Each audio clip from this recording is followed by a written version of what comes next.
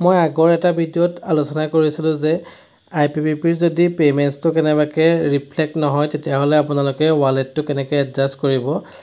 কিন্তু মই সেইটো কৰাৰ পিছত দেখা পাইছিলোঁ যে ৱালেটতটো পইচাটো কমি গৈছিলে কিন্তু বৰ্ডাত কিন্তু পইচাটো কমি যোৱা নাছিলে। আজিৰ এই ভিডিঅ'টোত আমি আলোচনা কৰিম আপোনালোকে ৱালেট এডজাষ্টমেণ্ট কৰাৰ পাছত বৰ্ডাত এমাউণ্টটো কেনেকৈ এডজাষ্ট কৰিব। আপোনালোকে বৰ্ডাত এমাউণ্টটো এডজাষ্ট কৰিবলৈ হ'লে প্ৰথমতে ডে এণ্ড কৰাৰ পাছত মিছমেচ ইয়াত দেখা পোৱা মিছমেচ ডাটা এণ্ট্ৰি এই অপশ্যনটোত আপোনালোকে ক্লিক কৰিব লাগিব। ক্লিক কৰাৰ পাছত আপোনালোকে এনেদৰে বেলেগ এটা ইণ্টাৰফেচ দেখিব য'ত দেখিব আপোনালোকে মিছমেচ এমাউণ্টটো তাত দেখিবলৈ পাব। মই যিহেতু 1000 টকাৰ ৱালেট এডজাষ্টমেণ্ট কৰিছিলোঁ গতিকে 1000টো দেখিবলৈ পাইছোঁ। মই IPPBৰ পেমেণ্টৰ এডজাষ্ট কৰিছিলোঁ সেইটো কাৰণে মই ইয়াত IPPB ডাটা পেমেণ্ট মিছমেচ এই অপশ্যনটো চিলেক্ট কৰিছোঁ। চিলেক্ট কৰাৰ পাছত মিছমেচ এমাউণ্ট যোনটো আছিলে সেইটো 1000 টকা আছিলে গতিকে 1000টো দি মই এড কৰি দিছোঁ। এড কৰি দিয়াৰ পাছত ছাবমিটত ক্লিক কৰিব লাগিব। ছাবমিটত ক্লিক কৰিলে আপোনালোকে এনেদৰে এলাৰ্ট দেখিবলৈ পাব কিয়নো মই একেদিনাই কৰিবলৈ চাইছোঁ কাৰণে এনেকুৱা হৈছে। সেইটো কাৰণে মই 5 দিনা এইটো কাম কৰিব লাগিব। যদি আজি মই ৱালেট এডজাষ্টমেণ্ট কৰোঁ মই কাইলৈহে মিছমেচ ডাটা এণ্ট্ৰি কৰিব লাগিব। গতিকে নেক্সট ডে মই আকৌ এনেকৈ মিছমেচ ডাটা এণ্ট্ৰি ক্লিক কৰিছোঁ।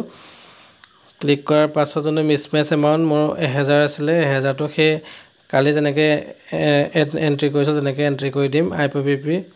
IPPB ডাটা পেমেণ্ট মিছমেচ তাত এনেদৰে ক্লিক কৰাৰ পাছত এমাউণ্টটো 1000 এনেদৰে ইয়াত এণ্টাৰ কৰি দিম। এণ্টাৰ কৰি দিয়াৰ পাছত ছাবমিট কৰিলে দেখিব যে আজি সেইটো হৈ যাব। এড কৰাৰ পাছত ছাবমিট কৰিব লাগিব। এনেদৰে এড কৰাৰ পাছত ছাবমিট কৰিলে আজি এনেদৰে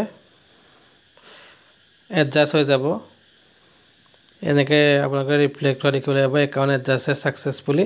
এনেকৈ আপোনালোকে এছঅ'ৰ পৰা যোনটো বৰ্ডাৰ আহিব তাতো কিন্তু এই এমাউণ্টটো এডজাষ্ট হৈ যাবগৈ। যদি এইটো ষ্টেপ নকৰে এছঅ'টো এডজাষ্ট নহয়।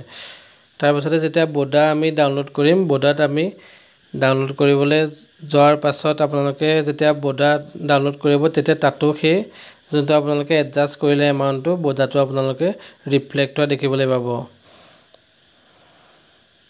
এনেকৈ আমি এইটো বৰ্ডাৰ জেনেৰেট কৰিছোঁ।